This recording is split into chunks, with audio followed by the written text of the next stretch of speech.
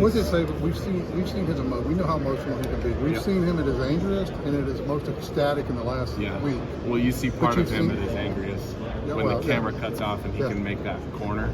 Okay. But we've seen all extremes of it. What did it say about what he was able to do after striking out 4 times, hitting that grand slam, then coming back in a crucial Game 7? I mean, like, we all kind of expected it to happen. You know, if he punches out 4 times in a row, even if he punched out 5 times in a row, the next time he gets into the batter's box, we expect him to drive the ball again, and he did.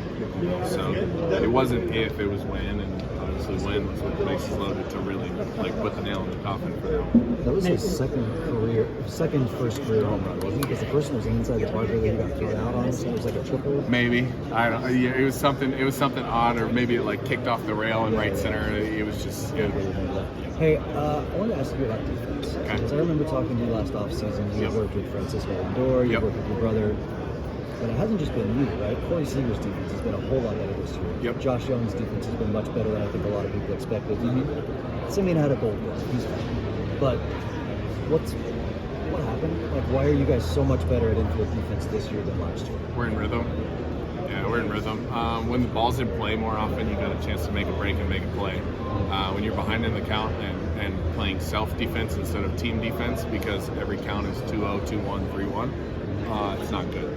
So, yeah, we're doing a lot better job of getting ahead in the count, getting count leverage, and getting the defense involved. So the ball that's in play, you have a chance to make a play on.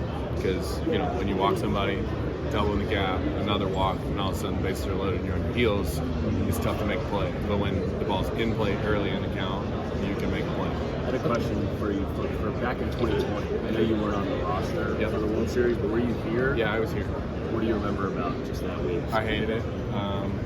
Sitting up in the suite was awful.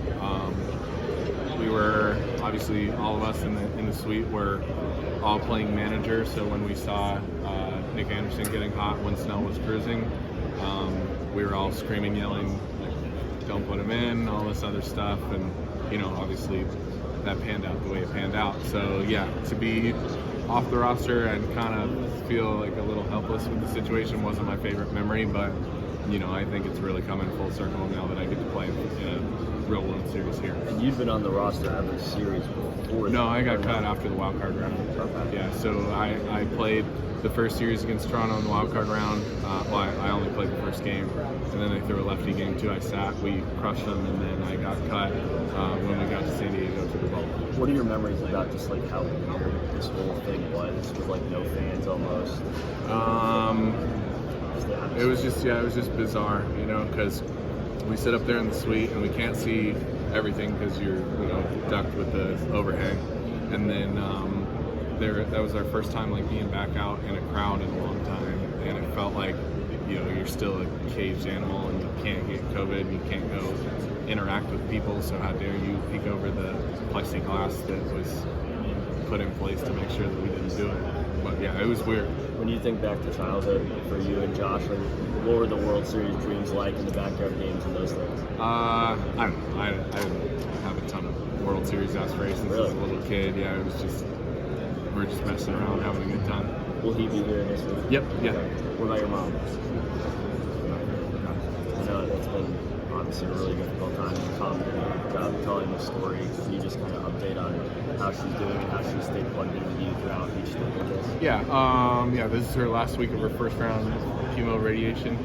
So she's getting weaned off of whatever she's got to take right now. And then I think she's got 3 weeks of nothing. I don't know when the rescan is, but I would imagine that at some point over the next couple weeks it's going to happen. We're going to get another image of what's going on in her brain and see where we go from there. What do you remember about her fandom just throughout your life? I mean, we saw the split jersey from back in the summertime. It seems like she was just always there. The best, yeah. She was the best. She was always there. And I remember thinking, like, man, you know, it's another game at 8 a.m. Like, you know, the cool kids are all riding together in the car with one parent that are taking, like, a bunch of them, but my mom drove me all the time. I don't really remember her missing games at all, so, you know, it's been a treat to have her sit there and boil in the sun all summer long and sit there at games that she probably didn't even want to be there at, but just because she could be there for me and Josh, she was. So yeah, it's pretty cool for it to come full circle and now have a chance to obviously win the biggest title. I don't want to push too many emotional buttons, but if you guys get it done and that final out happens, how do you envision your mind going to her? I'll give her a call after we get done, enjoy the baseball game with my teammates, and then after a couple days of celebrating, you go home and spend the winter with her. Would we think at some point about just like her reaction to that moment, even though she's not here?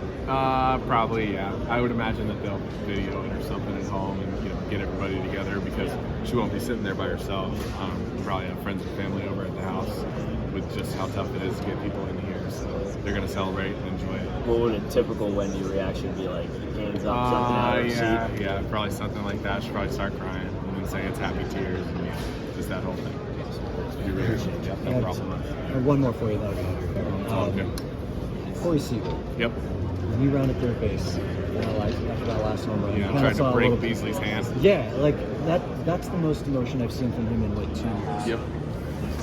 What we see is different from what you guys see. We see baseball robot. Right? Yep. If he can answer with 2 words, he'll answer with 1, But what we heard from you guys, from coaches, like that's not the Corey that you guys see. No way. Who is Corey Seager? Who is he? Who is Corey Seager? How old is Corey? Corey's 29, 28, 29. He's a 29-year-old little kid who's just better than you at baseball. And that's okay, But he puts on the stone face because he doesn't want to get trapped in the media. It's nothing personal with reporters. I don't think he's got like any sort of malice towards the media. It's just something that he just doesn't want to be a part of, and he does a really good job of compartmentalizing emotion, almost to the fault of it looks like he doesn't care sometimes. But when he hits a big homer against the team that he feels took a title away from him, he's going to show some emotion, and it's pretty cool for the guys when he comes back into the dugout, explaining how excited he was after we watch him 40-ish times this year run around the bases, underwhelmed with how well he did again, and just check the box and sit back down and get ready for the next one. Yeah. That's how I felt about Corey Seager. Fantastic. Thank you. I hope you enjoy yourself the next week or so. We will. All right, I'm dying to ask this one. Okay, this season started. Pitching, they signed all the pitching. You guys signed the hitters last year. Yep. You felt we were going to be good this year. Yep. I mean, we, as media, as a fan, Yep. I thought this team's going to be better. Yep. Did you see this? Be honest. Yes and no. I mean, Yes and no. anything's capable. You got to get in the game, right? You got to I get. knew we were going to be competitive. I didn't know we were going to be here with a chance to win the whole thing.